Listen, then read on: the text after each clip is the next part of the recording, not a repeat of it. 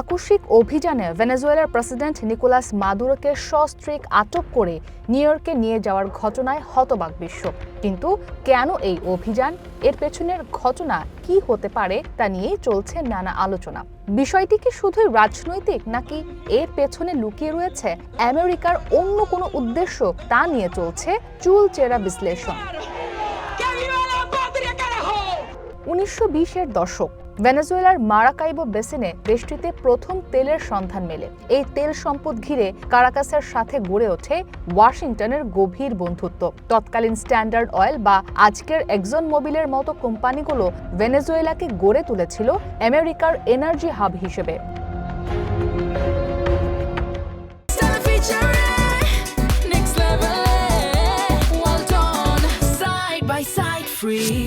দ্বিতীয় বিশ্বযুদ্ধের সময়ও আমেরিকার প্রতিটি যুদ্ধবিমান আর ট্যাঙ্কার চলেছে ভেনেজুয়েলার তেলে। এমনকি 1953 সালে আমেরিকার প্রেসিডেন্ট আইজেনহাওয়ার ভেনেজুয়েলার স্বৈরশাসক পেরেজ জিমেনেজকে আমেরিকার অন্যতম সর্বোচ্চ সামরিক সম্মাননা লিজিয়ন অফ মেরিট প্রদান করেন। তখন পর্যন্ত ভেনেজুয়েলার তেল মানেই ছিল ওয়াশিংটনের নিরবচ্ছিন্ন জ্বালানি নিরাপত্তা। 1976 সালে তেল শিল্প জাতীয়করণ করে ভেনেজুয়েলা। তখনও পর্যন্ত ওয়াশিংটন কারাকাস সম্পর্ক ছিল ঠিকঠাক, কিন্তু 1999 সালে হুগো চ্যাভেজের ক্ষমতায় আসার পর থেকে বদলাতে থাকে পরিস্থিতি। তিনি তেলের লভ্যাংশ আমেরিকার পকেটে না দিয়ে ভেনেজুয়েলার দরিদ্র জনগোষ্ঠীর শিক্ষা ও স্বাস্থ্যের পেছনে খরচ করা শুরু করেন। তখনই ভাঁজ পড়ে আমেরিকার নেতাদের কপালে।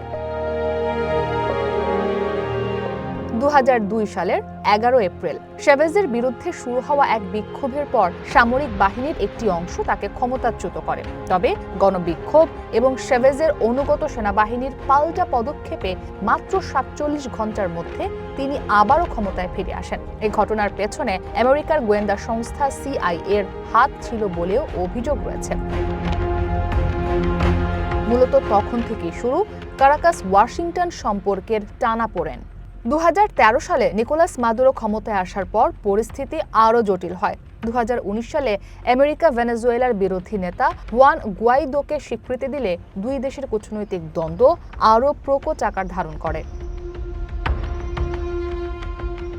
গত বছরের মাঝামাঝি থেকে ক্যারিবিয়ান ও প্রশান্ত মহাসাগরীয় এলাকায় অপারেশন সাউদার্ন স্ফিয়ার নামে মাদক বিরোধী অভিযান শুরু করে ট্রাম্প প্রশাসন। এছাড়া ভেনেজুয়েলার তেল বাণিজ্যে দেয়া হয় কঠোর বিধি নিষেধ। মাদক ও অবৈধ তেল রপ্তানির অভিযোগে দেশটির নৌযানে চলতে থাকে আমেরিকার সামরিক বাহিনীর অভিযান। সবশেষ ভেনেজুয়েলায় সরাসরি সামরিক অভিযান ও প্রেসিডেন্ট মাদুরোকে আটক করে নিয়ে যাওয়া মূলত দেশটির বিরুদ্ধে সেই দীর্ঘ লালিত প্রতিশোধের শেষ ধাপ বলেই মনে করছেন বিশ্লেষকরা।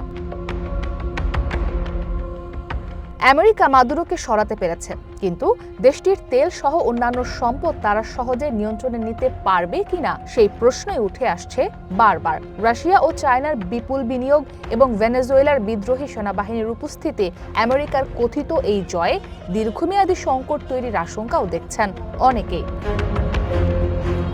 ইসরাত মুক্তি, ওয়ান ইন্টারন্যাশনাল ডেস্ক।